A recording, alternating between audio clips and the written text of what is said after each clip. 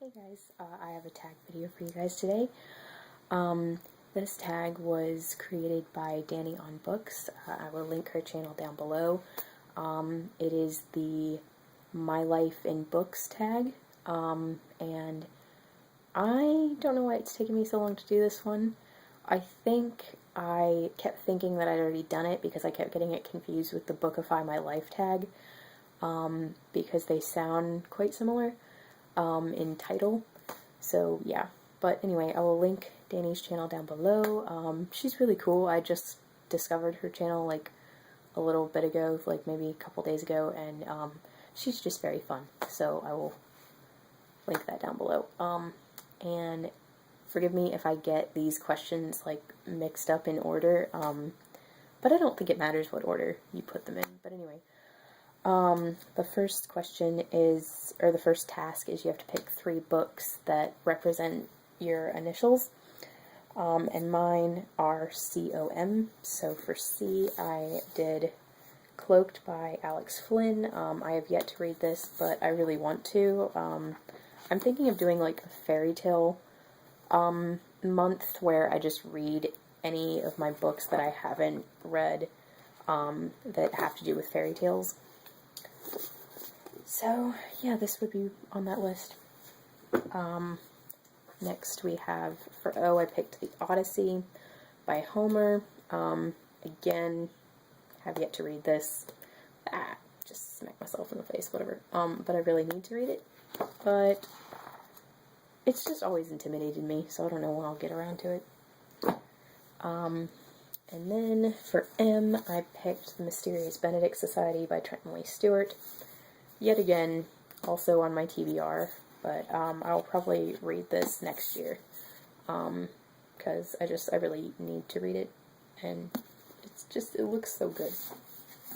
Okay, next we have, I had to go and count the number of books that are my age. Like, you had to, like, think of your age and then go count the books, like 1, 2, 3, 4, until you stop, and whatever book you land on is the book you show, and mine was The Monk Downstairs by Tim Farrington. I'm 23, counted at 23 books, and this is what I landed on. This is not actually my book. I feel like I've explained that before, but yeah, my mom's friend left this like years ago, and it's just been on my bookshelf. I don't know if I'll ever get around to reading it. I really wish I remembered which friend left it, because then I'll return it to them, but oh well. Next, you have to pick a book that is set in your city, state, or country, and there are no books that I know of other than guidebooks that are set in my city. So I picked my state, and this is Here Lies Virginia by Ivor Noel Hume. And funny, cute story about this book.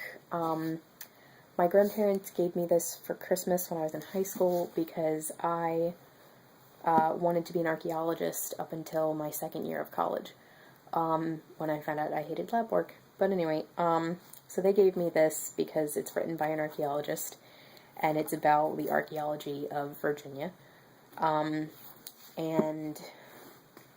when I got to my archaeology class freshman year, it turns out that this book was on our syllabus. So that was fun, because I was like, hey, I already own this book. And I think when I told my professor this story, he was like, wow, you must have very academically minded grandparents or something. But yeah, I have only read bits of this for different papers, and otherwise I haven't read the whole thing. And I honestly, since it is an academic book, I don't know if I will ever read the whole thing. So yeah. Next, we had to pick a book that is set in a place we would love to travel to, and I picked Anna and the French Kiss by Stephanie Perkins because the school where she goes is set in Paris, and that is definitely the place that I have not been yet that I want to go most. I would love to visit the Paris Opera House. I think if I could, I would, like, honestly live in that place. So, yeah, this one. Okay, next we had to pick a book that we have just really fond memories of, and I was thinking, like, maybe a childhood book, but then, you know, I figure any childhood book I picked, like, a lot of other people would be picking the same one, and so instead I picked, Sense and Sensibility by Jane Austen. I didn't get to this book until later in life. I didn't read it until, like, I had a child's copy of it since I was like 12, but I didn't actually get around to reading it, or at least in the unabridged edition, until I was a freshman in college. But since then, I've probably read it 3 or 4 times at least, all the way through, and I think I've read bits of it, like, a lot. And it's just one of those books, no matter what mood I'm in, when I pick it up, I just get lost in the story, and it just gives me very, like, warm, fuzzy feelings inside whenever I pick it up. So, yes. Next, we had to pick a book that had our favorite color on it. And my favorite color is blue, and this cover is amazing because it has, this is Harry Potter and the Order of the Phoenix, by J.K. Rowling, and it has every shade of blue imaginable. Like, just, it has sky blue, and dark blue, and just pretty much every electric blue, every shade of blue you could think of is in this cover. And that is why I love it, and I just think it's amazing. So, yes. Okay. Next is a book that we've had trouble, like a book that you've had trouble getting all the way through before. And that book for me is Nicholas Nickleby by Charles Dickens. I read this my junior year of college just for fun, not even for a class. I think it was because I'd recently seen the film with Anne Hathaway and Charlie Hunnam in it, and I loved it, so I picked up the book, and I really did love this book. It was one of the classics that I just actually genuinely enjoyed reading. However, it did take me quite a long time to read it, and even then, like, I still probably skipped the last 50 to 80 pages. Not skipped, but just didn't read, because that was, like, when everything was kind of wrapping up, and I knew that everything was going to end happily, and I just really... Plus, there's, like, one part towards the end of the story that's really, really... it was very hard for me to watch in the film, so I knew when it was coming up in the book, and I just really couldn't read it, because I knew it was gonna, like, make me cry. So, yeah. So I have yet to finish the last 50 to 80 pages of this book, but it is one of my favorite classics. It's very good. I enjoy it. I feel like people either really like Dickens or they just don't. And I'm actually one of those few people who's somewhere in between. I love Nicholas Nickleby, I love Christmas Carol, but I had to put David Copperfield down after like 50 pages. I was like, this is too depressing, I can't even do it.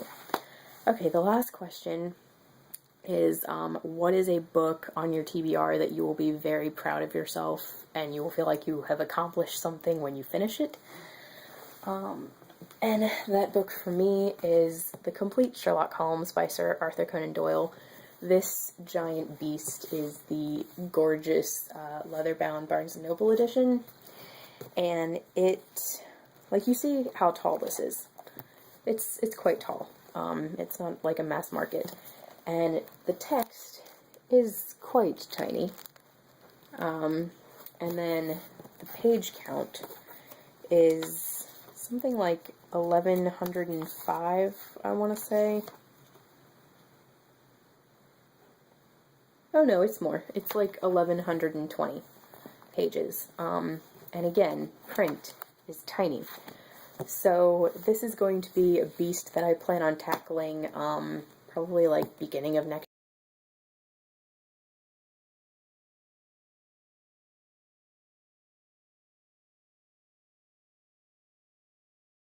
section of short stories, but still, this will take me quite a while. I'm guessing a couple months to read because it's huge. So yeah. Yeah, so those are all the questions. I had a lot of fun doing this tag. I'm not really going to tag anyone, because I just don't know who to tag. So anybody that sees this that wants to do it, like, please link a video response or something down below, or just let me know that you're doing it, because I'd love to see it. And again, Danny from Danny on Books is the one who originated this tag. I will link her channel down below. And unfortunately, like, I don't really feel like typing all the questions out in the description, but Danny did that for her video, so if you go watch her video, her description has each individual question in it.